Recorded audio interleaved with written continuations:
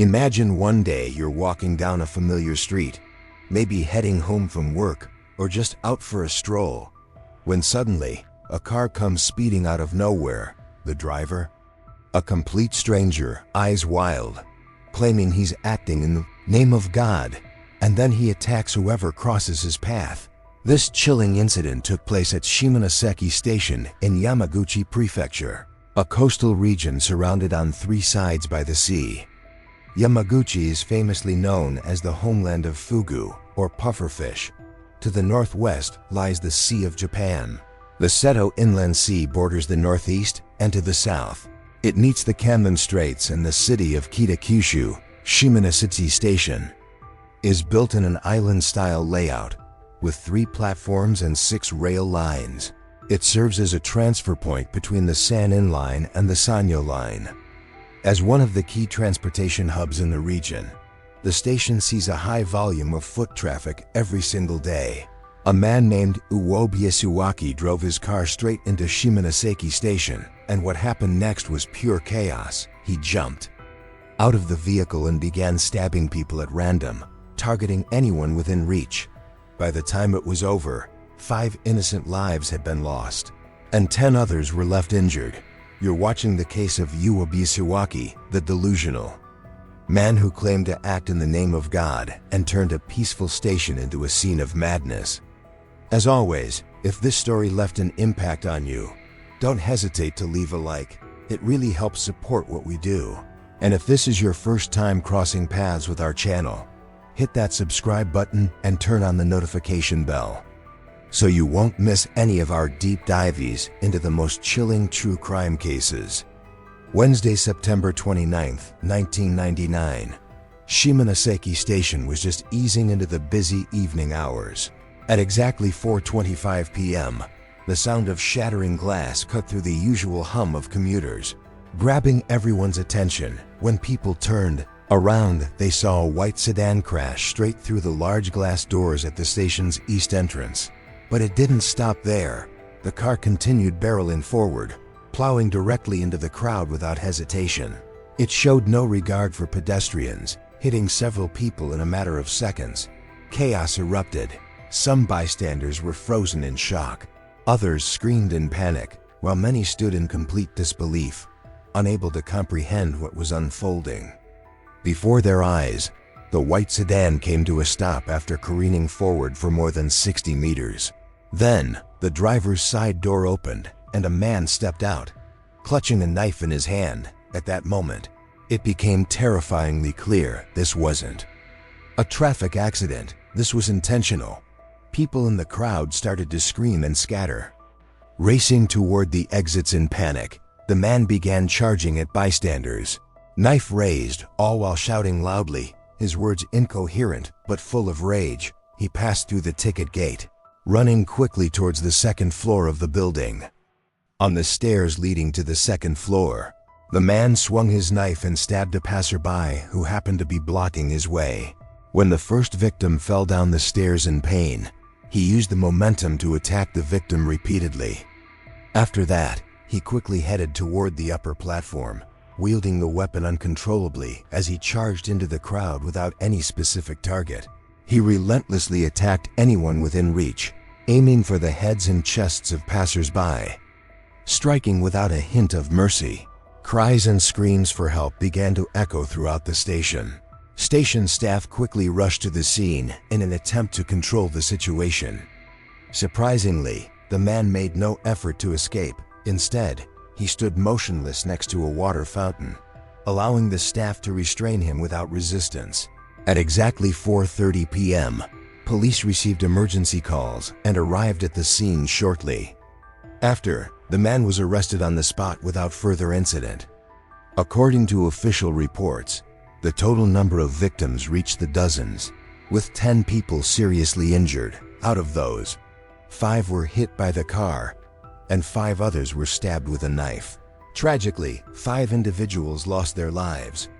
2 of the victims died as a result of being struck by the vehicle, while 3 others were fatally stabbed on the spot by the attacker. The victims who were hit by the car received compensation and insurance payments related to the vehicle. However, The others, those injured or affected by the stabbing, only received financial assistance or support benefits. This disparity sparked controversy over the fairness of the compensation process.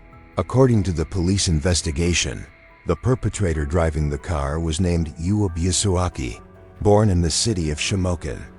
He was 35 years old and the eldest child in a family where both parents were teachers at a prestigious local school. He also had a younger sister. According to his friends, Yuo Byakuaki was a quiet and honest person with excellent academic achievements. He was also a member of the basketball team.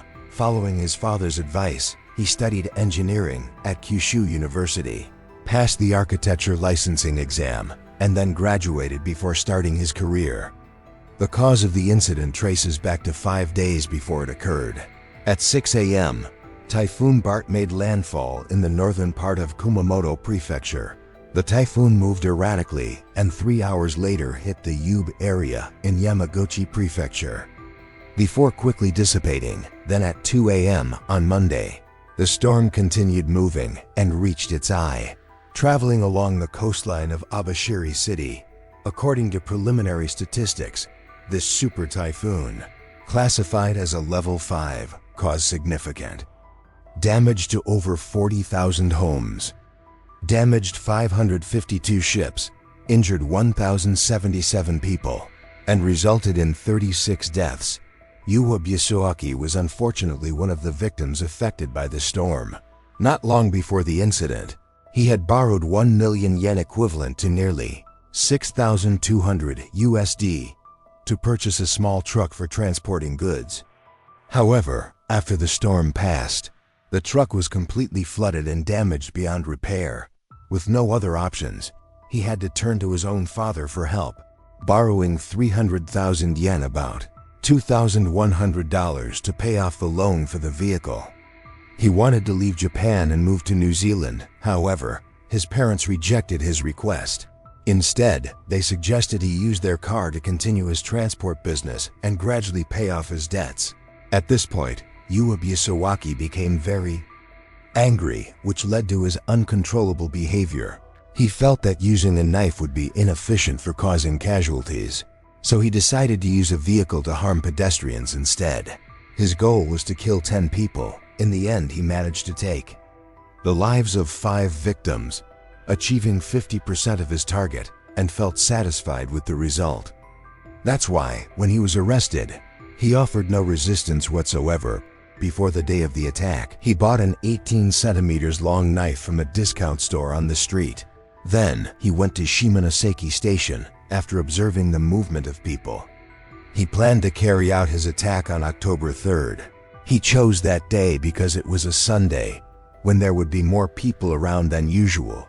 However, on the morning of September 29th, a phone call changed his plan, forcing him to act earlier than expected. At around 1:15 p.m., Yuo Byakuaki rented a white car and drove to Shimonoseki Station. Before committing the crime, he took a large dose of sleeping pills at 4:25 in the afternoon. He arrived at the station and began carrying out his crazy plan. The perpetrator, Yuo Byakuaki, shocked all of Japan because he came from a rather respectable background. In other words, he was born into an educated family. Going back to the time when Yuo Byakuaki first entered university, at the age of 19, he constantly felt pressured. When interacting with others, he cared too much about what people thought of him, to the point where even the sound of a door slamming would make him think someone disliked him. The ringing of a phone would trigger his imagination, making him believe others were showing attitude toward him. Because of this, he was unable to communicate normally with others for a long time.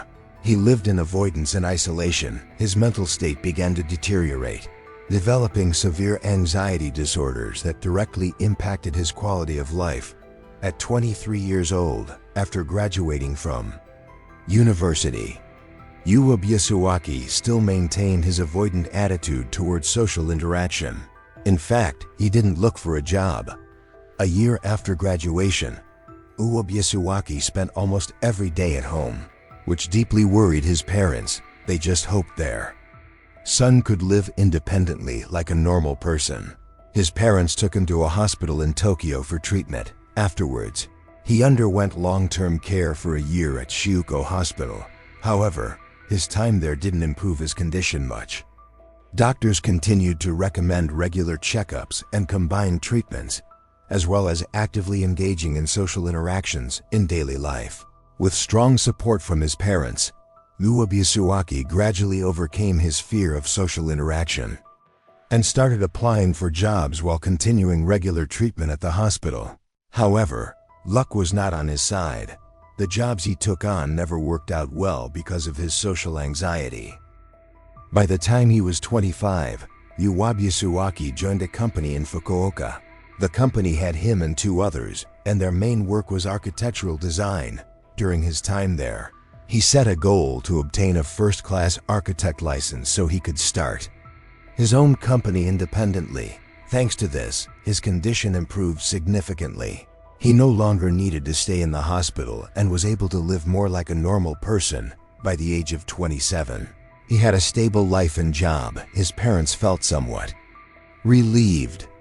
Uebiasuaki began seeking happiness through a matchmaking service. He started getting to know and dating a woman who worked as a staff member at a museum. Their relationship grew stable and developed quickly. In April of the following year, Uebiasuaki moved to Kirun City, Fukuoka Prefecture, to start living with his girlfriend. By August that same year, he passed the Level 1 architect certification and resigned from his job at the architectural firm to seek a new direction. At that time, passing the Level 1 architect certification was very difficult, with a pass rate of only about 10%. By the end of the year, Uebiasuaki started working at another architectural firm in Fukuoka City. This is where the psychological bomb inside him began to explode.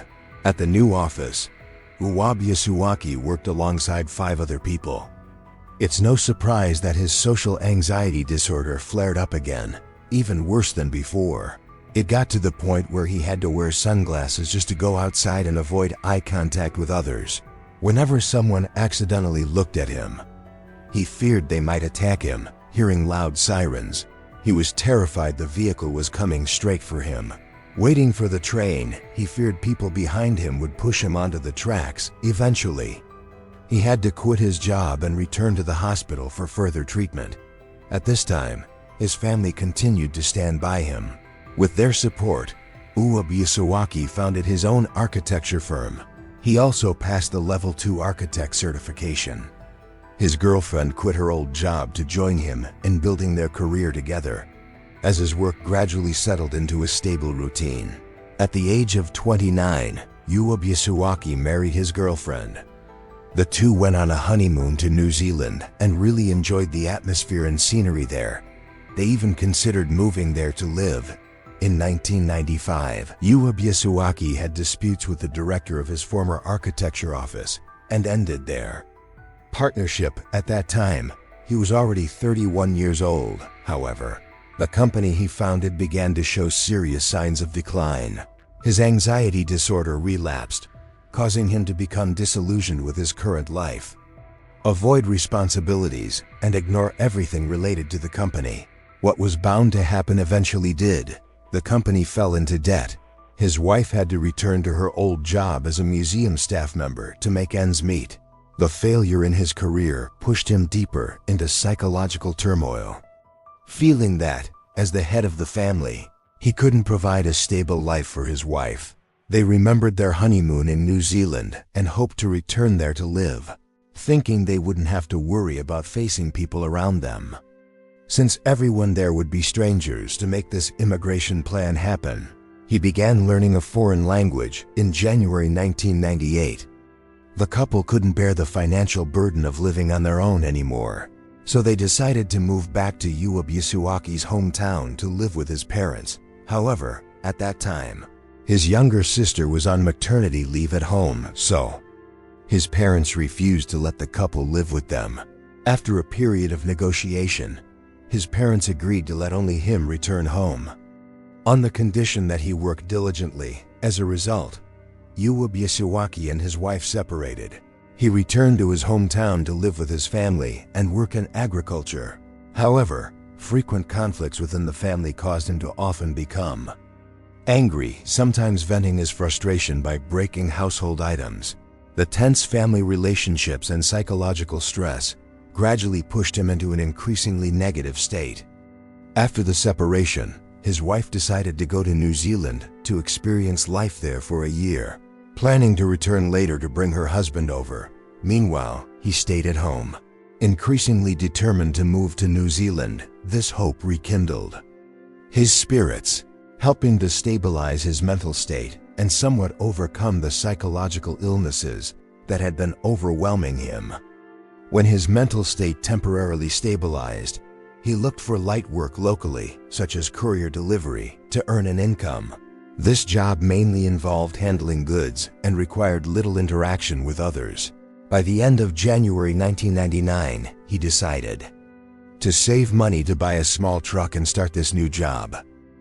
In June 1999, his wife returned to Japan from New Zealand, which made him extremely happy. He hoped to reunite with her soon. However, she came back only to ask for a divorce. This surprised and deeply hurt him. Both families opposed the divorce. So in the end, the divorce did not go through. 1 month later, his wife returned to New Zealand.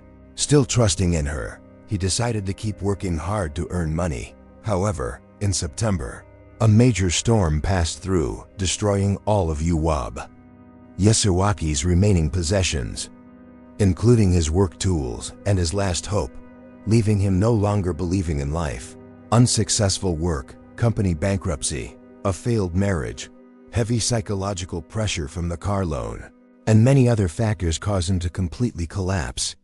His anxiety disorder turned into paranoia.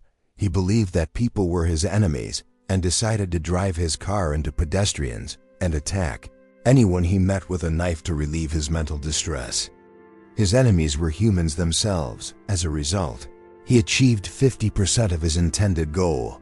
His inhuman actions were brought to trial. The Yamaguchi Branch Court under Shimokan District prosecuted Yasuaki for the charge of intentional homicide. However, his defense lawyer requested the court to acquit him, arguing that at the time of the crime, Yasuaki was suffering from schizophrenia and passive-aggressive personality disorder. When the court called the doctor who had previously treated Yasuaki for cross-examination, he recognized the doctor, then screamed and tried to avoid him, showing extreme fear. He also claimed to act in the name of God to purge humanity. He said his actions were directed by God. The doctor agreed with the diagnosis of his anxiety disorder. However, the victims' families believed that he was faking illness to evade responsibility. The trial lasted for 7 sessions. Ultimately, Yasuaki admitted to his actions and confessed that he fabricated the story of following God to evade responsibility. To seek forgiveness from the victims and their families, he sent 14 apology letters. However, all were rejected.